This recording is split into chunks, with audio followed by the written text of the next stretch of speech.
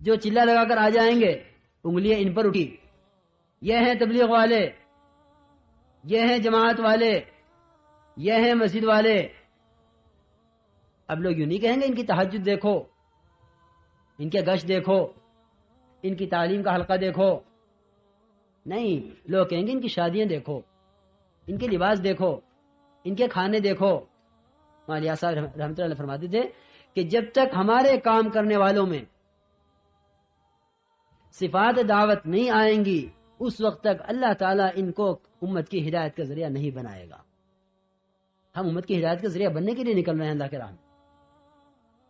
ہمیں امت کو ہر طرح سے وہاں لانا ہے جہاں امت کو چھوڑ کر جہاں رسول اللہ صلی اللہ علیہ وسلم تشریف لے گئے ہیں، وہاں لانے کے لیے ہر وہ کام ہمیں کرنا ہوگا۔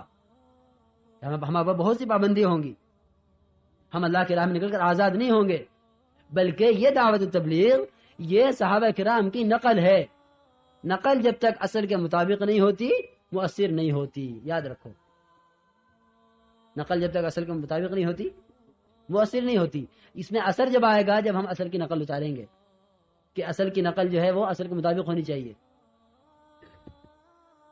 نقلی اس کو کہتے ہیں جو اصل کے مطابق ہو، اصل کے مطابق نہیں ہے تو نقل نہیں ہے۔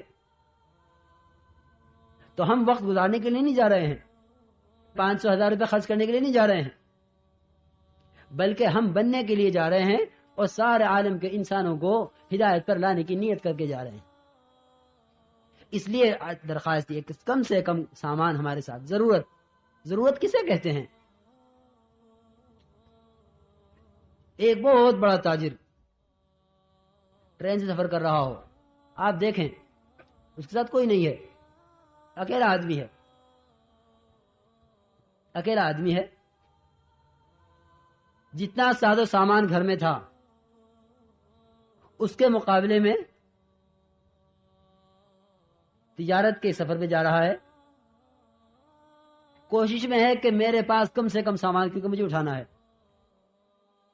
مجھے اٹھا کے چلنا ہے، اس کو تو اٹھا کر صرف ہوٹل تک جانا ہے، اس کو گلی گلی، محلہ محلہ، کوچا کوچا، گھر گھر، اس سے ملنا اس سے ملنا، اس سے ملاقات اس سے ملاقات، اس کو انفرادی دعوت اس کو انفرادی دعوت، اس کو بس اس کے اعمال پر رغبت دلانی ہے، اس کو تیار کرنا ہے، اس کا یہ کام ہے۔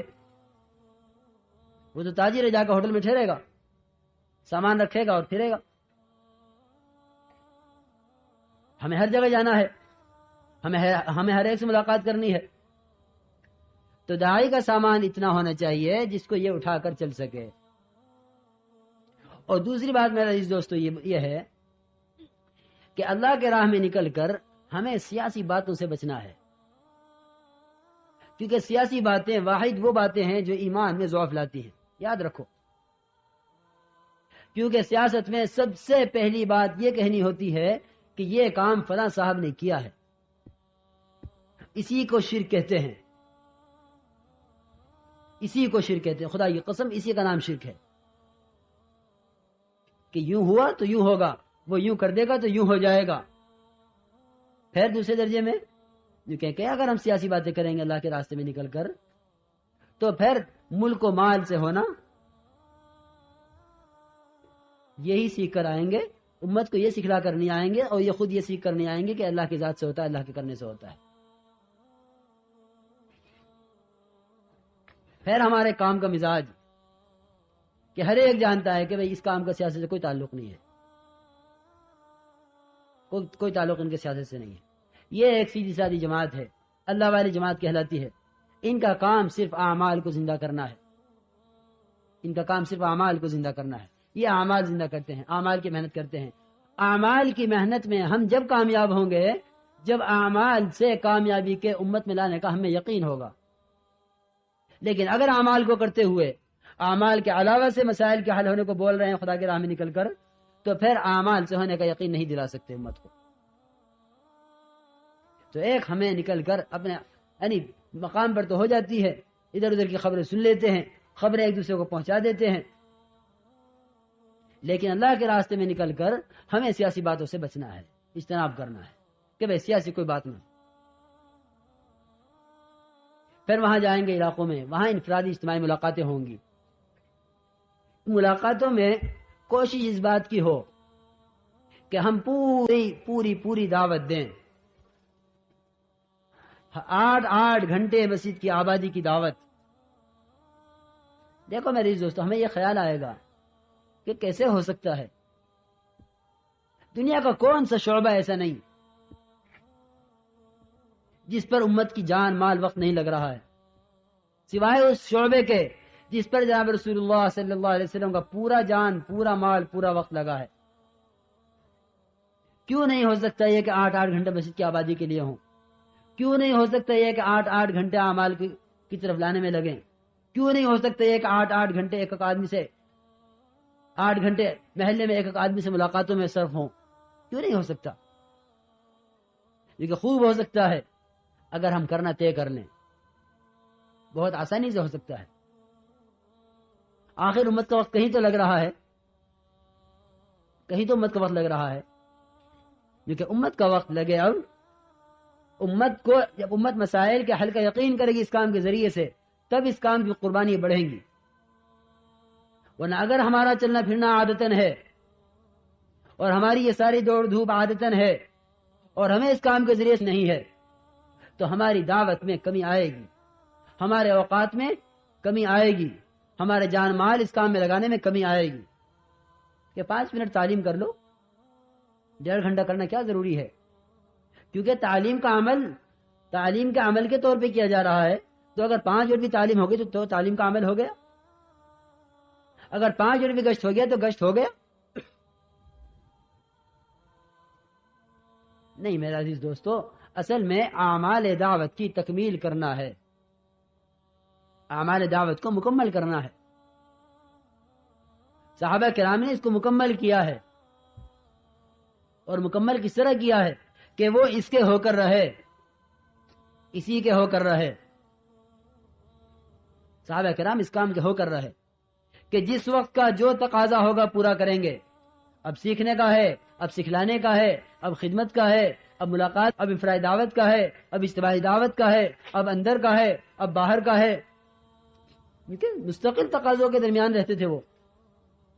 بلکہ یہ کہہ دیا جائے کہ 13 سالہ مکے کی محنت وہ 10 سال تقاضے پورا کرنے کے لیے تھی. 13 سالہ مکے کی محنت اور 10 سال تقاضے پورے کرانے ہیں. کہ 13 سال کی مکے کی محنت میں ایسے صحابہ تیار ہوئے جنہوں نے 10 سال میں کوئی تقاضا ضائع نہیں ہونے دیا. رجال صدقوا ما عاهدوا الله علیہ، جو کہ ایسے بن کے آئے تھے کہ انصار کو بھی اپنے ساتھ پورا مشغول کر لیا کام کے اندر. ایسے بن کے آئے تھے مکے سے کہ جس وقت کا جو تقاضا آ جائے اس تقاضے پر کھڑا ہو جانا ہے. اس بنیاد پر آئے تھے. کہاں کے گھنٹے 2.5 گھنٹے، اور کہاں کے 3 دن اور سال کے چلہ اور 4 مہینے، اور یہ کچھ نہیں تھی ترتیب. یہ ترتیب تو عمل پر لانے کے لیے ہے، یہ ترتیب تو کام سکھلانے کے لیے ہے. کسی کام کے سیکھنے کا کورس ہوتا ہے، کرنے کا کورس نہیں ہوا کرتا. کسی کام کے سیکھنے کا نصاب ہوا کرتا ہے، کرنے کا نصاب نہیں ہوا کرتا. ڈاکٹری کا نصاب ہے، ڈاکٹر کا نصاب نہیں ہے. تجارت کا نصاب ہے، تاجر کا کوئی نصاب نہیں ہے. ملازم کا نصاب ہے، ملازم کا نصاب ہے، ملازمت کا کوئی نصاب نہیں ہے. وزارت کے سیکھنے کا نصاب ہے، وزیر کا کوئی نصاب نہیں ہے. کسے کام کرنا ہے؟ اس لیے کام کے سیکھنے کا تو نصاب ہوتا ہے، کام کے کرنے کا نصاب نہیں ہوتا. کیونکہ ابھی یہ کام ہمارے اندر میں اترا نہیں ہے. ابھی اس کام کو ہم ثواب کا کام سمجھتے ہیں، یعنی کر لو، یا تبلیغ والوں کے کہنے کی وجہ سے، یا اپنے علاقے میں اجتماع ہونے کی وجہ سے، یا اپنی دنیاوی مشاغل اور پریشانیوں کی وجہ سے، یا اپنے بیمار کے ٹھیک ہونے کی وجہ سے. صحابہ کرام کی ان ساری وجوہات میں سے کوئی وجہ نہیں تھی اللہ کے راستے میں نکلنے کی. ہر ایک کے دل میں یہ بات بیٹھ گئی تھی کہ میں ساری امت کے لیے ہوں اور ساری امت میرے ذمہ ہے. میں ساری امت کے لیے ہوں اور ساری امت میرے ذمہ ہے. یہ ذمہ داری ہر ایک پر تھی. اخرجت للناس، کہ تم لوگوں کے فائدے کے لیے نکلے ہوئے ہو. اور وہ فائدہ کیا ہے؟ تأمرون بالمعروف وتنہون عن المنکر وتؤمنون باللہ، کہ ایمان لاؤ اللہ کی ذات پر، بھلائی کا حکم کرو، برائی سے روکو. یہ ہر امتی کا فریضہ تھا، کیونکہ اس پر ہر ایک اتنا آیا ہوا تھا، کہ ممکن نہیں تھا کہ مسجد وار جماعت کا کوئی ساتھی ہو۔ تو اللہ پاک سے دعا ہے کہ اللہ پاک ہم سب کو کہنے اور سننے سے زیادہ عمل کرنے کی توفیق عطا فرمائے۔